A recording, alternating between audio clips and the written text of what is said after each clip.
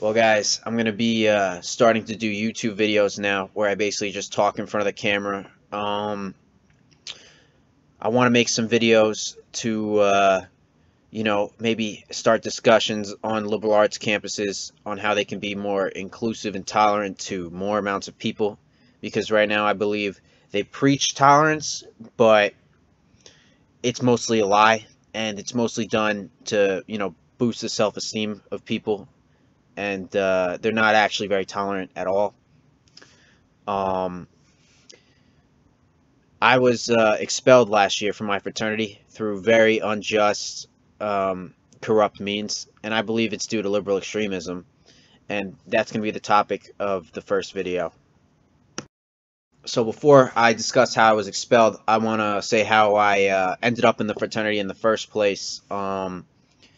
I originally wasn't gonna rush. I didn't feel like the need to, because I wasn't really getting along with any fraternity on campus really.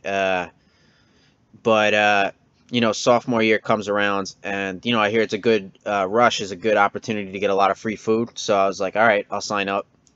And then the president of the school, this guy Brodman, he says, like it or not, fraternities is the main social aspect of campus, like it or not. So that made me consider it more like, I guess I kind of have to join a fraternity now, like it or not. So the one I ended up in, SAE, it seemed like a good idea at the time. You don't have to rush, meaning not rush, you don't have to pledge, meaning we didn't have to do any like stupid like elephant walk type stuff. They had Domino's every week, so again, more free food. So yeah, so I joined SAE. So throughout my time in SAE, I basically noticed most people didn't really enjoy my sense of humor. They wouldn't really tell me this to my face, but instead what they would do is when I wasn't in the chapter meetings, my best friend said, you should really show up to these meetings. They kind of talk about you, and they kind of want you expelled from the fraternity, I think. So I started showing up to more meetings, and instead of mentioning my name, they would say, like, I think it could be possible that in some period of time that some of the people in this fraternity don't meet our mission or something, like some bullshit. They're like, so we should maybe change the bylaws of the fraternity to make it easier to expel people. So at this point, I knew what was going on, because it's not like I had no friends in the fraternity. So they sort of told me what was going on. I'm like, guys, you're really just being pussies right now, and sorry to microaggress, but if you have a problem with me, you should say it to my face. And seriously, because that's just wrong to have this whole little game you're playing where you're trying to get me expelled from this fraternity. I'll just quit. Like, most of you I don't like that much. Then they're like, who are you calling a pussy? But like, well, we'll literally fight you. That's what they said in their group chat. So I'm like, all right, who wants to fight? Like, I'm always down for a fight. I don't really care. So then like 6 or 7 people were like, we're gonna fight you, whatever. And then one of the person who said they were gonna fight me, one of the smallest, like nerdiest looking kids, is like, as much as we want to fight you, in our bylaws it says we're not allowed to fight. Which, again, a lot of the people at, I don't want to say this is the entire school, but a lot of these fraternity people, they'll say they're gonna fight you, but they just kind of want to like have like I don't know. Have you heard of like a bro down where you're like, "What's up, bro? What's up, bro? Bro?" They don't actually want to fight anybody. It's not like I want to fight anybody either, but I don't want to just stand there and look like an idiot saying, "What's up, bro?" So I just calmly say I'm gonna fight them, and then they get kind of shook because nobody ever actually wants to fight is what it is. So anyways, that kind of dies down. Clearly no one's gonna fight me. And I was pissed that they just didn't like my jokes and were gonna spread rumors about me or whatever, because I said some joke in class. So I'm like, you know what? Instead of saying jokes in class, why don't I actually try some stand-up comedy? And I joined the stand-up comedy club. We'll be discussing that in another video, but that didn't go out too well for me. So I'm like, okay, I'll just go around my hometown during breaks and do some stand-up comedy, because nobody on campus is letting me do stand-up comedy. Again, I'm going to talk about that in another video. That's another example of extreme liberalism and how they preach tolerance but are actually completely intolerant. But again, that will be in another video. So I do an open mic about 150 miles off campus, and I record it. All my friends were there, or not all my friends, but like 5 friends were there, and they were all laughing as well as the people in the bar. So maybe a good 20 people, and that's a lot for an open mic, though. You know, open mic you could get like 5 people there, like just comics. So I thought it went pretty well. So I put it on YouTube because I'm proud of, or not YouTube, I put it on Facebook because I'm like proud of my work or whatever. And immediately I get summoned to the judicial board on campus, where they say, "Listen, dude, if you don't take this off within a week off the internet, we're gonna fine you $700 and you're gonna be expelled from the fraternity." So what I basically did, I just took it off. I reposted it a few days later and just blocked everybody in the fraternity. But then, so we were cool for like maybe 6 months. So nothing happens. And then, so every party that SAE throws, or any fraternity on campus throws, they need to have one sober person there, and the fraternity designates the sober person.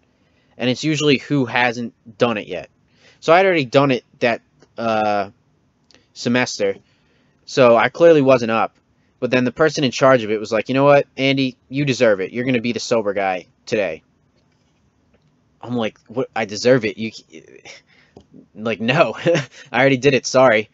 And so I had 2 drinks at the event, and the next thing I know, somebody reported me.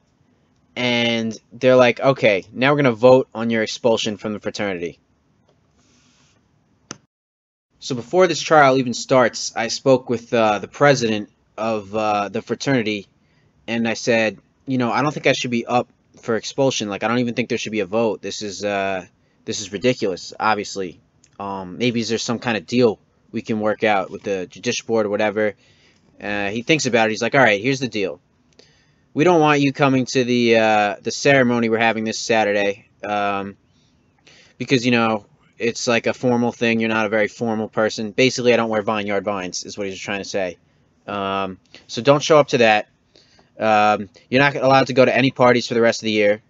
But other than that, fine. No expulsion. We won't even vote on it. I have text messages that confirm this.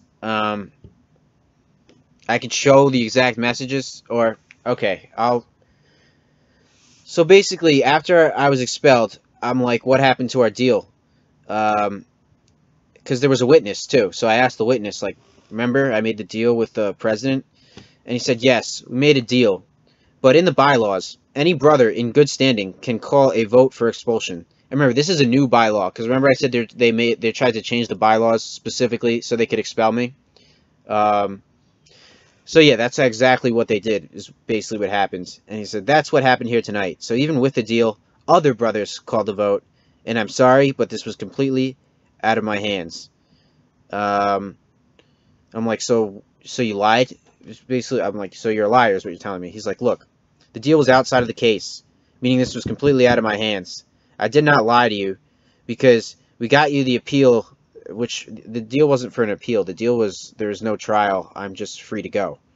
But he said there was some appeal vote. Basically, it's bullshit, is what it is. So yeah. So everything up to this point, you know, I don't like this fraternity really. I think they're all kind of like soy boys.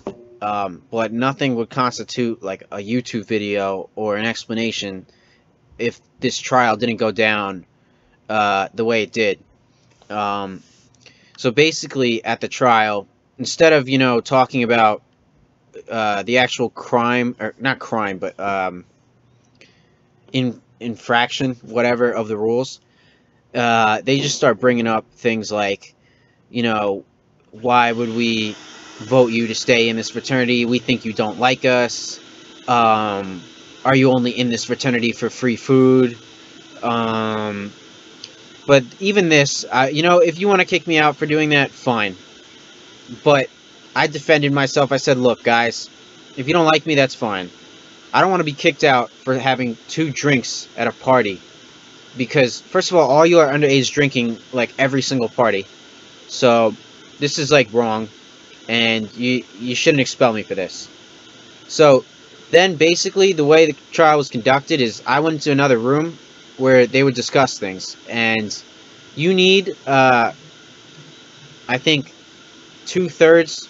You need 2/3 of the people voting. Or some vote like that. And I missed the vote by 2 votes. And here's why. Because I was very surprised. I was like, why would they kick me out just for having 2 drinks? I knew something had to be... There had to be something else. So when I started asking my friends, like, why did this happen? This trial clearly didn't go the way I wanted. I thought I defended myself pretty well, and the charges were completely ridiculous. Is there anything that happened maybe in that discussion time when I wasn't allowed to defend myself that could have maybe swung the trial? And my friend says, yeah, this one kid brought up a story that you groped another woman and told her, get out of my way, bitch.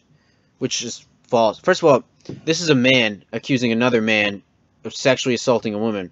The woman's not even involved. And also, I didn't even hear about the story till I was already convicted in the fraternity. So, this is clearly extreme liberalism gone too far. And then he says, another guy says, you're just in general a creepy person. And this is a guy saying that. Really, what happens is, I'm a lot more attractive than almost anybody in that fraternity. And they're jealous, okay? Now, there's no girls going around saying I'm a sexual assaulter or whatever. And so I started asking around, like, what the hell? I thought I defended myself well. The charge was literally 2 drinks. This calls for an expulsion. Like, I even said I'll just quit, like, by my own. I just don't want to be expelled. What, did something happen in there? Like, what's... So I asked my friend. My friend said, yeah, 2 people specifically brought up that, one, you had went up to a girl, groped her, and said, get out of my way, bitch, which, ridiculous. Not only did it not happen, but I'm being convicted of this before I even get a chance to say what happened. I get a chance to say what happened, and whatever girl you're talking about has a chance to say what happened. This is one guy saying another guy did something to another girl. The guy doesn't even know what you're talking about. The girl doesn't even know what you're talking about. You just look like an idiot. Like, how are you an organization? It's ridiculous. So I make jokes that you don't like, so you're gonna call me like a sexual predator? Like, are you kidding me? That's ridiculous. This is extreme liberalism gone too far. Basically what happened is my jokes didn't fit the liberal agenda, so other people now decide we need to get this guy out of our organization, but we don't want to look bad, because part of the liberal agenda is boosting your self-esteem. So this isn't all liberals. I'm not saying every liberal's a liberal cuck. I'm saying a lot of these millennials and people in college are embracing liberalism to look better to other women, and so they feel they need to get rid of any guy who kind of poses as a threat to them by using liberalism. And I basically think, you know, I was a lot more attractive than a lot of the guys in SAE. They didn't like this because, first of all, I knew it.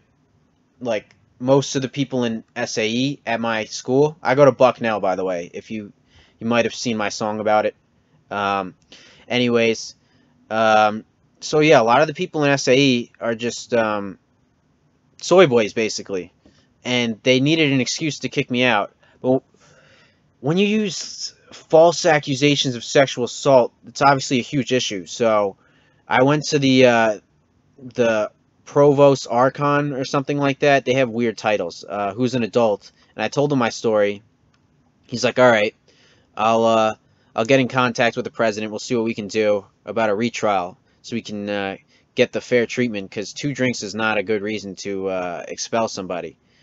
So we have a retrial, and basically, again, they didn't discuss anything that had to do with the case that was brought up against me. They said, you know, we heard that you put your Facebook video back up, which means you're gonna immediately get expelled. And it was like a 31-1 vote. Like, I only got 1 vote, and I don't get to vote, so it wasn't me. But yeah, it's kind of ridiculous. Especially, let me tell you something about SAE. There's a lot of closeted homosexuals in SAE, and one of them did actually sexually assault me, and nobody's gonna do anything about that. And this kid, he tries to shake my hand after, like we're friends or something, and they're all, even when they gave me the expulsion, I said, really? You're expelling me over 2 drinks? And the guy giving me the expulsion, he says, we're not trying to expel you. I'm like, I just look at the paper. It says, you're being expelled. I'm like, what? It's basically what it is a lot of these guys have feelings. They don't know how to communicate. So they use other ways to communicate and end up just being narcissistic and just corrupt. So now, luckily, there is some good news. I was talking to a person in the fraternity who was, you know, kind of on my side. I mean, there's maybe 5 out of the 50 people who were on my side. So one of them, he's like, you know, do you have any evidence from before that you can send me? Because I'm writing a complaint to some of the alumni board about just their, in general, unjust, secretive, non-transparent ways of running the organization. Because if you look at the organization right now, it's very poorly run. Most of the people in charge, they're not running things fairly. They're just, this is what I want to do. The president, I remember I wanted to vote for a different president, but everybody said, you know, this kid, he has a lot of alumni connections. We could really use this kid to maybe get us some money for the fraternity. So they just voted him, and he's basically just whatever he says goes. And if you like, I tried to speak out, like, hey, we had a deal. He's like a kind of a liar. They're like, you're just doing a character assassination. We all know you're actually just a racist, sexist bigot. So that's how the trial went, basically. And I was kicked out. So, but yeah, so this kid wrote a complaint, and the alumni actually, they didn't know about all this stuff. Really, they didn't know most of it, is what the kid told me.